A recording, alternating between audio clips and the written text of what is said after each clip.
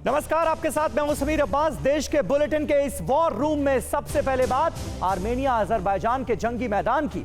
जंग के 19वें दिन भी नागोर्नो काराबाख दहल रहा है और इस दहकती आग में रूस भी कूदने की तैयारी में।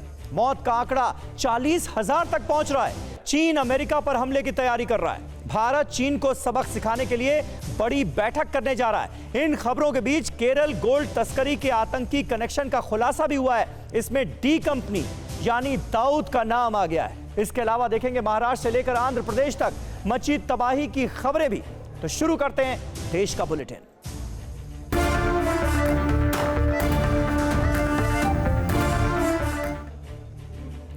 आर्मेनिया अजरबैजान की जंग का असर अब आम लोगों पर होने लगा है। लोगों के घरों और शिक्षण संस्थानों को निशाना बनाया जा रहा है। अजरबैजान और आर्मेनिया की जंग का आज 19वां दिन है। पिछले 18 दिनों से हर रोज ऐसी तस्वीर आती है जिससे इंसानी कलेजा बैठ जाए, रूह थर्रा जाए। ये घर देख रहे हैं आप, ये कभी आबाद था, इसमें कोई परिवार रहा करता था, लेकिन जंग ने इस घर के लोगों को लाश और घर को मलबे में तब्दील कर दिया है। अब जरा घर के अंदर चलिए, ये घर के अंदर का हाल है। शायद जब बम गिरा होगा तब परिवार के लोग साथ होंगे, कोई ये बन खा रहा होगा, तभी दुश्मन देश का बम इस रिहायशी इलाके में गिरा होगा और सब खाक हो गया। घर के बाकी हिस्से का भी हाल देखिए, ये बेडरूम है। धमाके ने न जाने कितने ही परिवार अभी तक उजाड़ दिए होंगे। अब निर्दयता की दूसरी तस्वीर देखिए, स्कूलों और अस्पतालों को भी निशाना बनाया जा रहा है। अजरबैजान की सेना ने बच्चों और मरीजों को भी नहीं बख्शा। काराबाख में नर्सरी स्कूलों पर हमला किया गया, गोलियों से दीवारें छलनी हो गई। बिल्डिंग का ऐसा कोई हिस्सा नहीं बचा जहां पर अजरबैजान की सेना ने टारगेट नहीं किया हो। यहां पर जहां बच्चे पढ़ाई करते थे अब वीरान और सुनसान पड़ा है। यही नहीं, मार्टा कर्ट में अजरबैजान ने हॉस्पिटल में ताबड़तोड़ 2 रॉकेट दागे, जिसके बाद अस्पताल खंडहर हो गया। दोनों देशों की जंग में अब तक 38,000 से ज्यादा लोगों की मौत हो चुकी है। आर्मेनिया के 13,800 जवान मारे गए हैं। अजरबैजान के 1950 सैनिक मारे गए हैं। आर्मेनिया के 8300 आम लोग मारे गए हैं और अजरबैजान के 5,987 आम लोग मारे गए हैं। आर्मेनिया के पीएम ने अंत तक लड़ाई करने का ऐलान कर दिया है। आर्मेनिया भी अजरबैजान पर लगातार हमले कर रहा है। अजरबैजान के कई सैन्य कैंप तबाह हो गए हैं। आर्मेनिया के अटैक में कई सीरियाई आतंकी भी ढेर हुए हैं। अभी अजरबैजान को मजबूत करने में तुर्की जुटा है। खबर है कि तुर्की ने हथियारों की सप्लाई भी बढ़ा दी है। और काराबाख में अजरबैजान के खिलाफ नई क्रांति जन्म ले रही है। महायुद्ध में 90 साल तक के बुजुर्ग भी उतर आए। काराबाख में आम लोगों ने आर्मी ज्वाइन कर ली है। आखिरी सांस तक जंग लड़ने की तैयारी है। 19वें दिन आर्मेनिया अजरबैजान जंग और ज्यादा भयानक रूप लेती हुई नजर आ रही है और अब इस जंग में 90 साल के बुजुर्ग तक कूद पड़े हैं।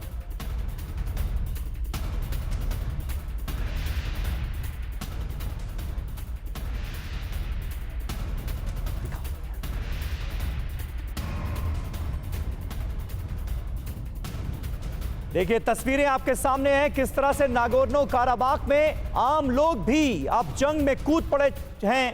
तस्वीरें आपके सामने हैं। राइफलें लेकर जो बुजुर्ग हैं, 70 से 90 साल के बुजुर्ग, वो भी जंग के मैदान में आ गए।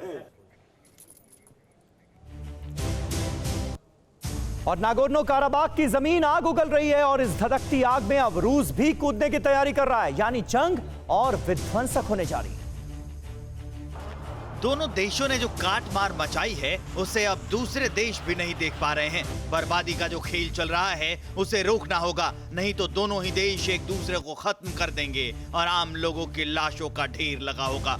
लेकिन ये मसला इतना आसान भी नजर नहीं आ रहा है। हो सकता है कि आर्मेनिया अजरबैजान जंग में रूस की खुलकर एंट्री हो जाए। रूस इस बात की जांच कर रहा है कि क्या अजरबैजान आर्मेनिया के इलाके में हमला कर रहा है, और अगर रूस ने ऐसा पाया तो फिर पुतिन आर्मेनिया के साथ अपनी संधि का पालन करेंगे और रूस आर्मेनिया की तरफ से युद्ध में कूद पड़ेगा। दरअसल आर्मेनिया रूस की रक्षा संधि है। इस संधि के मुताबिक अगर कोई भी देश आर्मेनिया की जमीन पर हमला करता है तो रूस मोर्चा संभालने के लिए आ सकता है। दूसरी तरफ अजरबैजान के साथ तुर्की खड़ा है, जिससे राष्ट्रपति पुतिन और आग बबूला है। रूस के विदेश मंत्री ने साफ साफ कह दिया है कि काराबाख में रूस अपनी सेना भेज सकता है। हालात ना ही सामान्य हैं, ना ही सामान्य होते दिख रहे हैं। इस जंग पर अजरबैजान के राष्ट्रपति ने कहा है कि आर्मेनिया युद्ध विराम का समझौता लगातार तोड़ रहा है। इधर अमेरिका ने भी तुर्की को चेतावनी दे दी है कि आर्मेनिया अजरबैजान जंग से तुर्की उचित दूरी बनाकर रखे, नहीं तो जो दुर्घटना होगी उस तबाही की कल्पना भी नहीं की जा सकती। मॉस्को में पुतिन ने दोनों देशों को एक टेबल पर लाया तो था, युद्ध विराम की बात भी कही थी, लेकिन ये समझौता महज 5 मिनट ही टिक पाया था और दोनों देश समझौते के 5 मिनट बाद ही एक दूसरे पर हमलावर हो गए थे। उसके बाद से पुतिन भी काफी खफा हैं। इस जंग में एक नए मेहमान की एंट्री भी हो सकती है। ये सेना बेलारूस की है और ऐसी आशंका है कि सेना की इस टुकड़ी को शांति सेना के रूप में नागोर्नो काराबाख भेजा जाएगा। इतने देशों की पहल के बाद भी युद्ध जारी है। और इस बीच जंग के लिए रूस की जबरदस्त तैयारी सामने आई है। एंटी एयरक्राफ्ट मिसाइल सिस्टम का टेस्ट किया है रूस ने। रूसी नेवी ने ब्लैक सी में टारगेट को हिट किया। रूसी नेवी ने हवा में टारगेट को मार गिराया। रूस के घातक मिसाइल सिस्टम का टेस्ट पूरी तरह से सफल रहा। और ड्रैगन अमेरिका के खिलाफ जंग की तैयारी कर रहा है। ताइवान का हौसला देख चीन अब चोरी चोरी परमाणु हमला करने वाली मिसाइल की टेस्टिंग कर रहा है।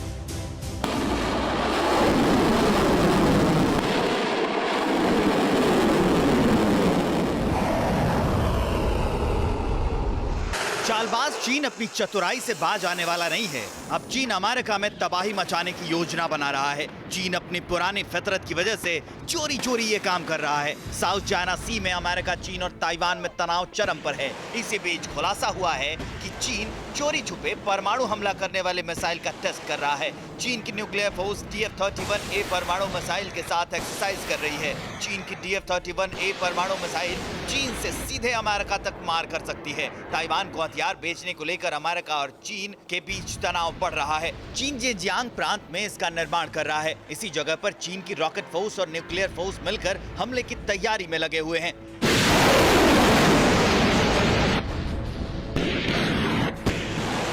चीन की DF-31A मिसाइल लंबी दूरी तक परमाणु हमला करने में सक्षम है। इसकी रेंज 7200 से 12000 किलोमीटर तक की है।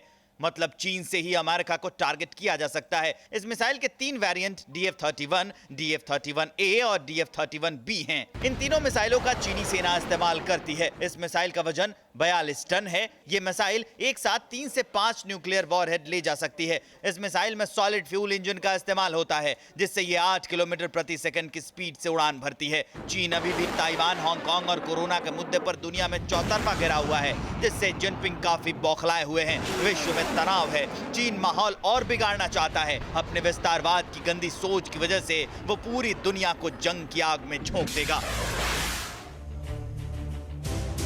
और इस बीच अमेरिका रूस पे परमाणु युद्ध की तैयारी पूरी है। दोनों देशों के बीच न्यूक्लियर वॉर भी कभी भी शुरू हो सकती है, ऐसी आशंका है। अमेरिका रूस की परमाणु संधि होगी खत्म। नई संधि में परमाणु हमले की आशंका तेज।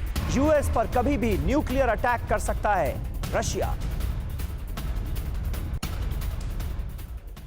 और पूर्वी लद्दाख में जारी तनाव के बीच सर्दियों की तैयारी को लेकर थल सेना एक कॉन्फ्रेंस का आयोजन करने जा रही है, जो काफी अहम होगी। भारतीय सेना चीन के खिलाफ पूरी LAC पर मजबूती से डटी हुई है। ऐसे में सेनाध्यक्ष जनरल MM नरवणे की अध्यक्षता में दिल्ली में होने वाली आर्मी कमांडर्स कॉन्फ्रेंस को काफी अहम माना जा रहा है। 26 से 29 अक्टूबर तक आर्मी कमांडर्स कॉन्फ्रेंस होगी। दिल्ली में होने वाली बैठक में बॉर्डर को लेकर विस्तार से बात होगी।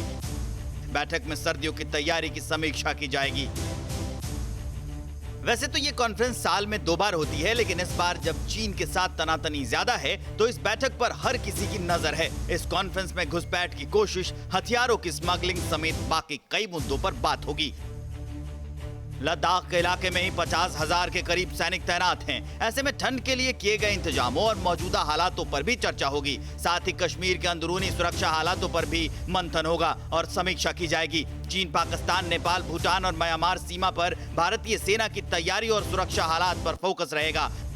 वहीं भारतीय सेना के परिवार के वेलफेयर, भविष्य के सेना की जरूरतों और हथियारों की खरीद की भी समीक्षा की जाएगी। बॉर्डर इलाकों में विकास के काम और निर्माण कार्यों की मौजूदा स्थिति पर बात करेंगे। ड्रैगन चाहे कितनी भी गीदड़ भभकी दे दे, लेकिन उसका कोई असर नहीं पड़ने वाला। यहाँ तैयारी पूरी है रेड आर्मी को धूल चटाने की, मिट्टी में मिलाने की।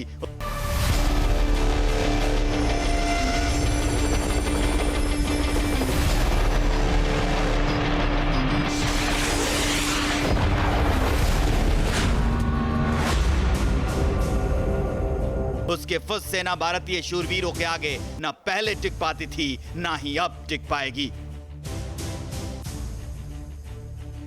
और पाकिस्तान के सुल्तान इमरान खान अब जाने वाले हैं। विपक्षी पार्टियों ने उनको कुर्सी से बेदखल करने का पूरा प्लान बना लिया है। आतंकिस्तान का सनकी सुल्तान जंग की तैयारी कर रहा है। बाजवा की सेना सरहद पर उछल कूद कर रही है, लेकिन जमीनी हकीकत तो ये है कि इमरान खान की जमीन उन्हीं के मुल्क में खसकने लगी है। सेना की मदद से सत्ता हासिल करने वाले इमरान खान के खिलाफ विपक्ष ने ऐसी घेराबंदी कर दी है कि अब खान साहब को बाजवा भी नहीं बचा सकते। पाकिस्तान में इमरान खान सरकार की उल्टी गिनती शुरू हो गई है। अपने ऊपर बढ़ते राजनीतिक खतरे को देखकर इमरान बेबस नजर आ रहे हैं। इमरान सरकार के खिलाफ 11 विपक्षी दल लामबंद। मरियम नवाज की अगुवाई में विपक्षी दलों ने खोला मोर्चा। फजलुर रहमान ने भी भरी हुंकार। इमरान सरकार के खिलाफ जिस तरह से विद्रोह की आवाज बुलंद हो रही है, उसकी सबसे बड़ी झलक 16 अक्टूबर को दिखेगी, जब गुजरांगवाला में विपक्ष इमरान की कुर्सी की बुनियाद हिला देगा। 16 अक्टूबर को गुजरांगवाला में विपक्षी पार्टियों का प्रदर्शन, इमरान सरकार को कुर्सी से उतारने का प्लान। इमरान का जाना तय है, क्योंकि अपने ऊपर बढ़ते राजनीतिक हमले को देखकर पाकिस्तानी सेना ने भी इमरान सरकार से पल्ला झाड़ना शुरू कर दिया है। हाल ही में आमी ने इमरान को बेदखल करने की मांग की थी, जिसके बाद बाजवा उन्हें बचाने के लिए आगे आए थे। बाजवा ने इमरान का पक्ष लेते हुए कहा था कि सरकार को और मौका देना चाहिए। तंगहाली और बदहाली की जंजीर में जकड़ा पाकिस्तान इमरान से आजादी चाहता है, और ये आजादी विपक्ष की एक मजबूत जमात दिलाएगी, जिसमें पाकिस्तान की सभी बड़ी पार्टियां शामिल हो चुकी हैं और सुल्तान के खिलाफ यलगार कर दिया है। गुजरांवाला के मैदान में इमरान के खिलाफ सुर फूंकने वाला है। पाकिस्तान में इमरान को सत्ता से बेदखल करने की मुनादी हो चुकी है। LAC से LOC तक ड्रैगन के साथ मिलकर इमरान जो साजिश रच रहे हैं, वो फुस होने वाला है, क्योंकि जो सुल्तान अपने घर में महफूज नहीं है, वो भला सरहद पर आकर क्या कर लेगा। और ब्रह्मोस सुपरसोनिक मिसाइल टेस्ट का वीडियो सामने आ गया है। अभी तो ये ट्रेलर है, जरा सोचिए जब ये LAC पर जाएगा तो कितना तहलका मचाएगा। 7, 6, 5, 4, 3, 2, 1, now. 1. ये भारत का अचूक अस्त्र है, ये भारत का ब्रह्मास्त्र है, जो दुश्मन को पलटने का मौका नहीं देता। ये भारत का ब्रह्मोस है, ये DRDO के कामयाबी का सबूत है। ब्रह्मोस की extended range supersonic cruise missile का परीक्षण तो 30 सितंबर को ही हो गया था, और ओडिशा का चांदीपुर इसका गवाह बना था। लेकिन DRDO ने इसका वीडियो अब रिलीज किया है, जो DRDO की विजय गाथा बयां कर रहा है। 7, 6, 5. ये सिर्फ कामयाबी का वीडियो नहीं है, ये सबूत है दुश्मनों के छक्के छुड़ाने का, चीन के मुगालते को दूर करने का, और पाकिस्तान को उसकी हैसियत बताने का, और पूरी दुनिया में अपना विजय पताका फहराने का। ब्रह्मोस के एक्सटेंडेड रेंज की मारक क्षमता 400 किलोमीटर है, जो दुश्मनों पर अचूक निशाना लगाती है। ब्रह्मोस भारत की सुपरसोनिक क्रूज मिसाइल है, जिसकी ताकत से दुश्मन देश थर्रा जाते हैं। DRDO ने बीते दिनों में लगातार कई नए आयाम हासिल किए हैं। भारत ने अभी कुछ दिन पहले रुद्रम 1 मिसाइल का भी परीक्षण किया है। रुद्रम भारत का विकसित पहला विकिरण रोधी हथियार है। भारत ने 9 अक्टूबर को लेजर निर्देशित टैंक रोधी मिसाइल और परमाणु क्षमता वाली हाइपरसोनिक मिसाइल शौर्य का भी सफल परीक्षण किया था। इस मिसाइलों का परीक्षण पूर्वी लद्दाख में चीन के साथ भारत के तीखे सीमा विवाद के बीच किया गया है। भारत की बढ़ती ताकत चीन की चिंता का सबब बन गई है। रक्षा क्षेत्र में बढ़ रही ताकत से ड्रैगन के सीने पर सांप लौट रहे हैं, लेकिन वो चाह कर भी कुछ नहीं कर सकता। बेहाल पड़ा ड्रैगन घात की ताक में बैठा है। और अब आज की बड़ी खबर, आज लेह लद्दाख को बड़ी सौगात मिली है। आज से जोजिला टनल के निर्माण कार्य की शुरुआत हो गई है। टनल के निर्माण के लिए पहाड़ पर पहला ब्लास्ट हुआ। ब्लास्ट के साथ जोजिला टनल के निर्माण का आगाज हो गया। 12 महीने श्रीनगर और लेह के बीच कनेक्टिविटी इस सुरंग के बनने के बाद बढ़ेगी। एशिया की सबसे लंबी टनल के निर्माण की आज शुरुआत हो गई।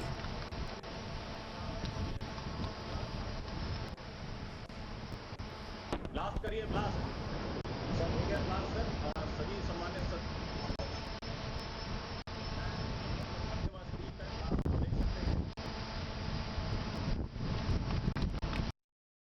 अभी चालबाज चीन अटल टनल के सदमे से उभरा भी नहीं था कि जोजिला टनल ने उसकी छाती पर नया घाव दे दिया। ये टनल एशिया की सबसे बड़ी सुरंग होगी, जिससे जिनपिंग के रंग उड़ गए हैं। इस टनल ने बीजिंग में हड़कंप मचा दिया है। जिनपिंग, उनके सिपहसालार और रेड आर्मी की तो जान ही निकल गई है। केंद्रीय सड़क परिवहन और राजमार्ग मंत्री नितिन गडकरी ने आज वीडियो कॉन्फ्रेंसिंग के जरिए इस सुरंग के निर्माण के लिए पहला ब्लास्ट किया। सेना और सिविल इंजीनियरों की एक शीर्ष टीम जोजिला दर्रे के पहाड़ को काट कर इस सुरंग का निर्माण करेगी। हम आपको इसके बारे में डिटेल में बताते हैं। जोजिला सुरंग की लंबाई 14.15 किलोमीटर की है। 3000 मीटर की ऊंचाई पर यह सुरंग तैयार की जाएगी। जोजिला दर्रे के पहाड़ को काट कर यह सुरंग बनेगी। श्रीनगर घाटी और लेह के बीच संपर्क बढ़ेगा। श्रीनगर, करगिल, लेह में यात्रा हिमस्खलन मुक्त होगी। यात्रा 3 घंटे से कम होकर महज 15 मिनट रह जाएगी। जोजिला सुरंग के निर्माण में 6 वर्ष का समय लगेगा। और जोजिला की दरी पास करने के लिए 3.5 घंटे लगते थे। अब ये काम केवल 15 मिनट में हो जाएगा। सुरंग और अप्रोच का काम 6 साल में पूरा करने का लक्ष्य है। जोजिला टनल का निर्माण कार्य पूरा होने के बाद पूरा लेह लद्दाख, करगिल, द्रास और सियाचिन सालों भर देश के बाकी हिस्सों से सड़क मार्ग से जुड़े रहेंगे। अभी इनमें से कई क्षेत्रों में सड़क मार्ग से कनेक्टिविटी साल के 6 महीने तक ही हो पाती है। सर्दियों के मौसम में यहाँ जाने वाली मौजूदा सड़कें बर्फ से ढक जाती है, लेकिन ये सुरंग इस समस्या को दूर कर देगी। इस नए सुरंग की मदद से इन इलाकों में सेना की मूवमेंट बेहद आसान हो जाएगी। जोजिला टनल केंद्र शासित प्रदेश जम्मू कश्मीर और लद्दाख के बीच सामाजिक और सांस्कृतिक संबंधों को मजबूत करेगी। तो ये भारत की वो सड़कें होंगी जिस पर चल रही सैन्य गाड़ियां ड्रैगन के मंसूबे को रौंद देगी। पहले अटल टनल, अब जोजिला टनल। ड्रैगन जल भुनकर मर रहा है। और केरल गोल्ड तस्करी के तार दाऊद इब्राहिम तक जा पहुंचे हैं, लेकिन टेरर कनेक्शन और डी कंपनी का नया खेल क्या है, इस रिपोर्ट में देखिए। केरल के हाई प्रोफाइल सोने की तस्करी में टेरर एंगल का सनसनीखेज खुलासा हुआ है। एनआईए ने दावा किया है कि इस खेल में अंडरवर्ल्ड डॉन दाऊद इब्राहिम भी शामिल है। केरल गोल्ड स्मगलिंग के आरोपियों की जमानत के खिलाफ दी गई याचिका में एनआईए ने विस्फोटक खुलासा किया है। टीवी9 भारतवर्ष के पास वो पूरे दस्तावेज हैं जो एनआईए ने कोर्ट में दाखिल किए हैं और कहा है कि तस्करी के केस में गिरफ्तार रमीज नाम के आरोपी का सीधा लिंक डी कंपनी से है। जांच एजेंसी ने अपने दस्तावेज में यूएन सिक्योरिटी काउंसिल की उस रिपोर्ट का भी जिक्र किया है जो यूएस डिपार्टमेंट ऑफ ट्रेजरी में छापा गया था, जिसमें कहा गया था कि दाऊद अफ्रीका के तंजानिया में गोल्ड का बड़ा बिजनेस करता है, जिससे उसका करीबी गुर्गा फिरोज संभालता है। एनआईए ने कोर्ट में टेरर एंगल को डिटेल में समझाया है, जिसके मुताबिक आरोपी रमीज का संबंध इस्लामिक स्टेट और सिमी से भी है। एनआईए ने कहा है कि मामले का एक और आरोपी शराफुद्दीन रमीज के साथ तंजानिया गया था, जहां हथियार की तस्करी करता था। नवंबर 2019 में रमीज को 13 राइफल्स की तस्करी करते हुए कस्टम ने पकड़ा था। पूरी दुनिया को पता था कि दाऊद की डी कंपनी तंजानिया और यूएई में सक्रिय है। जांच एजेंसी रमीज और फिरोज के तार को जोड़कर दाऊद तक पहुंच गई है। एनआईए ने केस में आतंकी कनेक्शन की आशंका जताई है। आरोपियों के दाऊद इब्राहिम से संबंध है। स्पेशल कोर्ट में एनआईए ने दस्तावेज पेश किए हैं। 5 जुलाई को केरल के तिरुवनंतपुरम हवाई अड्डे पर 30 किलो सोने की तस्करी का पर्दाफाश हुआ था, जिसके इंटरनेशनल लिंक का खुलासा हुआ था। जांच एजेंसी यूएई तक पहुंची थी। जांच एजेंसी को इसके तार टेरर फंडिंग से जुड़े होने का शक था, लिहाजा पूरी जांच इसी एंगल से की गई। अब एनआईए ने डी कंपनी का खुलासा किया है। इस हाई प्रोफाइल तस्करी के घेरे में केरल सरकार भी आ चुकी है। प्रधान सचिव का तबादला हो चुका है। अड़ी सोमवार से शुक्रवार शाम 6 बजे सिर्फ टीवी9 भारतवर्ष पर।